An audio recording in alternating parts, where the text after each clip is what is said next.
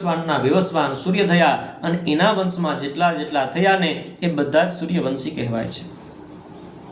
આ જ વંશમાં આગળ આવતા અંબરીશ નામના જે રાજા થયા ને, આ અંબરીશ રાજાએ ભગવાનની એટલી આરાધના, એટલું તપ કર્યું હતું કે જે બ્રાહ્મણનો શ્રાપ કોઈ રોકી ન શકે ને, આ શ્રાપ પણ એ અંબરીશ રાજાનું કાંઈ ન કરી શક્યું.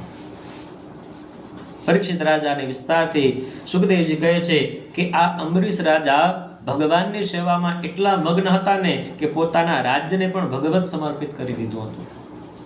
એકાદશીના એ 3 દિવસના પારણા કરતા, દસમના દિવસે બપોરે એકટાણું કરતા, એકાદશીના નિર્જળા રહેતા અને દ્વાદશીના દિવસે એ જળનું પાન કરતા.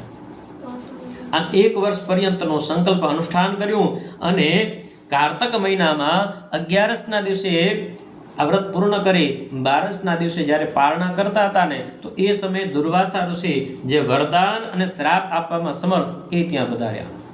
અંબરીશે એમને નિમંત્રણ આપ્યું ભોજન પ્રસાદી માટે. દુર્વાસા હા કહી અને તીર્થમાં સ્નાનાદિક નિત્ય કર્મ કરવા માટે વયા ગયા. દુર્વાસા ગયા અને ઘણો સમય લાગ્યો, કેમ કે એ બ્રહ્મ તત્વના ચિંતનમાં ખોવાઈ ગયા. એટલે અંબરીશ રાજાએ વ્રતભંગ ન થાય ને એટલા માટે માત્ર જળનું પાન કર્યું. અને દુર્વાસા ઋષિ પાછા આવી અને જુએ ને તો અંબરીશે જળપાન કર્યું, પણ એનું તો વ્રત થઈ જાય આમ માની અને ક્રોધિત થયા કે આ અભિમાની રાજા જુઓ તો ખરા, મને નિમંત્રણ આપ્યા પછી ભોજન કરે છે. અને આમ ક્રોધમાં થઈ પોતાના શિખામાંથી એક કેસને જમીન પર પછાડે છે અને એમાંથી કૃત્યા ઉત્પન્ન કરે છે. આ ભયંકર કૃત્યા રાજાને માળવા માટે જાય ને તો રાજા અંબરીશ કાંઈ બોલતા નથી, હાથ જોડીને ઊભા હોય છે. પણ ભગવાને પોતાના સુદર્શનને આજ્ઞા આપી હતી કે મારા અંબરીશની રક્ષા કરવી. જ્યાં એ કૃત્યા અંબરીશની પાસે આવે ને તો ચક્ર પ્રગટ થાય છે અને એના તેજથી કૃત્યા બળવા લાગે છે. દુર્વાસા સમજી ગયા કે આ કૃત્યાનું જેવું મૃત્યુ થશે ને એ ચક્ર મારી પાસે આવશે. એટલે દુર્વાસા તેજ સ્થળેથી ભાગી અને સીધા બ્રહ્મલોકમાં જાય છે. ચક્ર એની પાછળ છે. બ્રહ્માજીને દુર્વાસા ઋષિ કહે છે કે ભગવાન આ ચક્રથી મને મુક્ત કરો.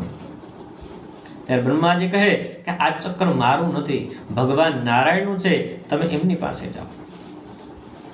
તો દુર્વાસા ત્યાંથી શંકર ભગવાનની પાસે જાય. ભગવાન આ ચક્ર પહેલા તમારું હતું, તો પહેલા તમે મારી રક્ષા કરો. ત્યારે શંકર ભગવાન કહે કે આ ચક્ર મેં ભગવાન નારાયણને સોંપી દીધું, હવે એના ઉપર મારો કોઈ અધિકાર નથી. અને અંતે દુર્વાસા ભગવાન નારાયણની પાસે આવે, ભગવાનને વંદન કરે અને કંઈક મને આ ચક્રથી મુક્ત કરો. ત્યારે ભગવાન કહે છે અહમ ભક્ત પરાધીનો યશ તંત્ર એવ દ્વિજ. જે ભક્ત મારા આધીન થઈ જાય છે ને એ દુર્વાસા, હું એમને આધીન થઈ જાઉં છું. અને હવે આ ચક્ર ઉપર મારો કોઈ અધિકાર નથી. હવે આ ચક્ર ઉપર પૂરેપૂરો અંબરીશ રાજાનો અધિકાર છે. અને તમે એમના શરણમાં જશો ને તો જ તમારી કામના સિદ્ધ થશે. અને આ એટલા માટે કહું છું કે તમે બ્રહ્માજી, શંકર ભગવાન અને અંતે મારા ત્રણેયના દર્શન એક સાથે કર્યા ને, એટલે તમને આ માર્ગ બતાવું છું કે રાજા અંબરીશના કહેવાથી જ તમે આ ચક્રના તાપમાંથી મુક્ત થશો. અને દુર્વાસા એ જ સમયે ફરી પાછા અંબરીશ રાજાની પાસે આવે છે અને રાજાને કહે છે કે રાજા, મારી ભૂલ થઈ, મને આ શાપમાંથી, આ તાપમાંથી અને ચક્રના તેજમાંથી મુક્ત કરો. ત્યારે અંબરીશ રાજા એ ચક્રને પ્રાર્થના કરે છે કે ભગવાન, મેં જો આ મારા જીવનમાં ભગવાન સિવાય બીજા કોઈનું ધ્યાન ન કર્યું હોય, ભગવાન સિવાય મારો કોઈ આશ્રય ન હોય, તો આપ શાંત થઈ જાઓ. અને આ રાજા સ્તુતિ કરી, વિનંતી કરી, ત્યારે ચક્ર શાંત થઈ ગયું. સુદર્શન શાંત થયું. ત્યારે દુર્વાસા ઋષિ અંબરીશના ખૂબ જ વખાણ કરે છે કે ધન્ય છે રાજા તમારા વ્રતને, ધન્ય છે રાજા તમારા વંશને. અને ખૂબ આશીર્વાદ આપી અને દુર્વાસા ચાલ્યા ગયા. સુખદેવજી કહે છે કે રાજા પરીક્ષિત, આ જ વંશમાં આગળ દિલીપ, સગર, અંશુમાન, ભગીરથ વગેરે રાજા થયા. અને એ જ ભગીરથે ગંગાજીને અવકાશમાંથી આ પૃથ્વી પર લઈ આવ્યા. સગર રાજાના 60,000 પુત્રોએ ઇન્દ્રએ જ્યારે અશ્વમેઘ યજ્ઞનો ઘોડો ચોર્યો હતો, એને પકડવા માટે કપિલ મુનિના આશ્રમ સુધી પહોંચ્યા. ત્યાં ઘોડો હતો, પણ કપિલ મુનિ ધ્યાનમાં હતા અને એને ઘોડાને કાંઈ બોલાવ્યો નહોતો, ન તો ચોરી કરી હતી. ઇન્દ્રએ ઘોડાને ત્યાં રાખ્યો હતો અશ્વમેઘ યજ્ઞને. અને સગરના 60,000 પુત્રો એમ માને છે કે આની ચોરી કરી છે અને મારવા જાય તો કપિલ મુનિ માત્ર આંખ ખોલવાથી બધા જ ત્યાં બળીને ભસ્મ થઈ જાય છે. અને આની મુક્તિ માટે રાજા ભગીરથ ગંગાજીનું સ્તવન કરે, આરાધન કરે, અને ગંગાજી પ્રસન્ન થઈ અને કહે, હું આવું તો ખરી, પણ મને ઝીલવા માટે કોઈ જોઈએ. અને ત્યારે ભગવાન શંકર એને ઝીલવા માટે તૈયાર થાય અને ગંગાજી બ્રહ્મલોકમાંથી આવી અને શંકર ભગવાનની જટામાં આવે છે અને ભગીરથના રથની પાછળ પાછળ એ ગંગાજી અંતે સમુદ્રના કિનારે જ્યાં સગર રાજાના 60,000 પુત્રો હતા ત્યાં પ્રવેશ કરે અને એ ભસ્મના સ્પર્શ માત્રથી ગંગાજીમાં સ્પર્શ થવાથી એ 60,000 મુક્તિની પ્રાપ્તિ થઈ. સુખદેવજી કહે છે કે રાજા પરીક્ષિત, જો ગંગાના જળને માત્ર ભસ્મના સ્પર્શ થવાથી મુક્તિ થતી હોય તો શ્રદ્ધા અને ભાવ અને વિશ્વાસ રાખી ગંગામાં સ્નાન કરે તો કેટલા ફળની પ્રાપ્તિ થાય. સુખદેવજી કહે છે કે રાજા પરીક્ષિત, આ જ વંશની અંદર રઘુ નામના રાજા થયા, જેમના અજના દશરથ, અને દશરથને ત્યાં ભગવાન શ્રી રામ, લક્ષ્મણ, ભરત અને શત્રુઘ્ન. આજ ભગવાન શ્રી રામનો ચૈત્રમાં શુક્લ 9મી તિથિમાં એનો જન્મ થાય છે. મધ્યાહને 12 વાગ્યાના સમયમાં એમનો જન્મ થાય છે. બોલીએ શ્રી રામચંદ્ર ભગવાન કી જય.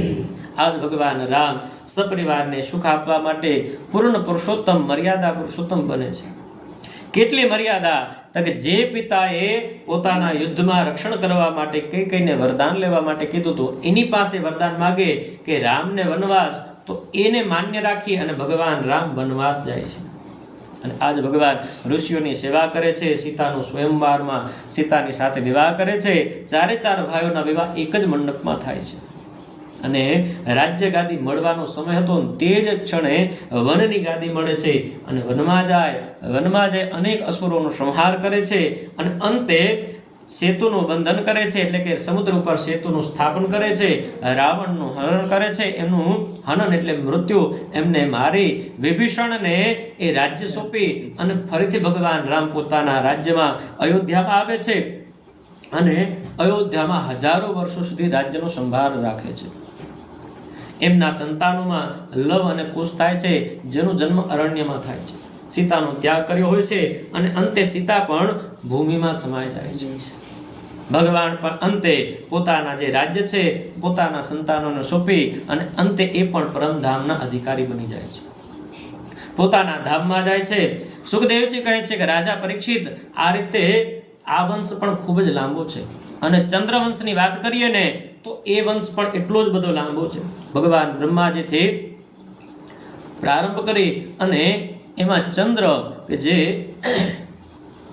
ગુરુના પત્ની હતા તારા, એનાથી બુધની ઉત્પત્તિ કરે છે અને આ બુધથી યયાતિ વગેરે સંતાનોની ઉત્પત્તિ થાય છે. અને આ જ યયાતિના વંશમાં આગળ જતા ભગવાન શ્રી કૃષ્ણ જન્મ લે છે અને જન્મ લયા બાદ અનેક જાતના અસુરોનો, અનેક જાતના દૈત્યોનો સંહાર કરે છે. અને એ જ ભગવાન કૃષ્ણને તું ઓળખે છે, જે એના બેન સુભદ્રા, જે તારા પિતા એટલે કે અર્જુનની સાથે એના વિવાહ થયા હતા. અને એ જ ભગવાન આ લોકનું મંગલ કરી અને કલિયુગના પ્રારંભ થતાની સાથે પરલોકમાં જાય છે. સુખદેવજી કહે છે કે રાજા, તને જો કોઈ ભૂખ કે તરસ લાગી હોય ને તો જલપાન કરી લે. આજે 4 દિવસ થઈ ગયા. ત્યારે રાજા પરીક્ષિત કહે છે કે ભગવાન, આપણે સૂર્યવંશનું આટલું વિસ્તારથી વર્ણન કર્યું, પણ જ્યાં ચંદ્રવંશની વાત આવીને ત્યાં આપે એમ કહી દીધું ભગવાન શ્રી કૃષ્ણનો જન્મ થયો અને તું એને ઓળખ છો. ભગવાન જે કૃષ્ણએ મને જન્મતાની સાથે બચાવ્યું, કારણ અશ્વત્થામાએ બ્રહ્માસ્ત્રનો પ્રયોગ કરી અને હું જ્યારે માના ઉદરમાં હતો ને ત્યારે જ મારો નાશ થાય ને આના માટે પ્રયત્ન કર્યો હતો.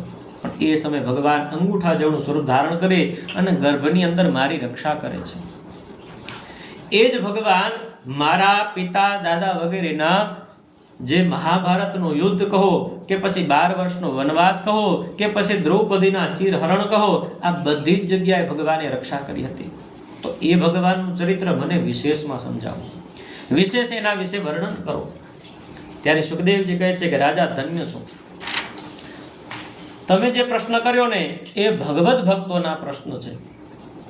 ભગવદ ભક્તોના પ્રશ્ન એટલે એ કે ભગવાનનું ચરિત્ર જો કોઈ બાકી રાખી દે ને તો એને પ્રશ્ન કરે કે આ ચરિત્ર તો પૂરું સંભળાવો મને. માટે તમે ભગવદ ભક્ત છો, તમે ભગવાનના ચરિત્રને સાંભળવાની ઈચ્છા રાખો છો તો સાંભળો. ચંદ્રવંશમાં જ્યારે અસુરોએ રાજાનો વેશ ધારણ કરી અને અનેક અક્ષોહિણી સેના એકઠી કરી અને સંપૂર્ણપણે આ પૃથ્વીને ત્રાસ આપવા લાગ્યા, અને એ પૃથ્વીના ત્રાસને ભારને ઉતારવા માટે ભગવાન ઉત્પન્ન થયા હતા. ભગવાન ઉત્પન્ન થાય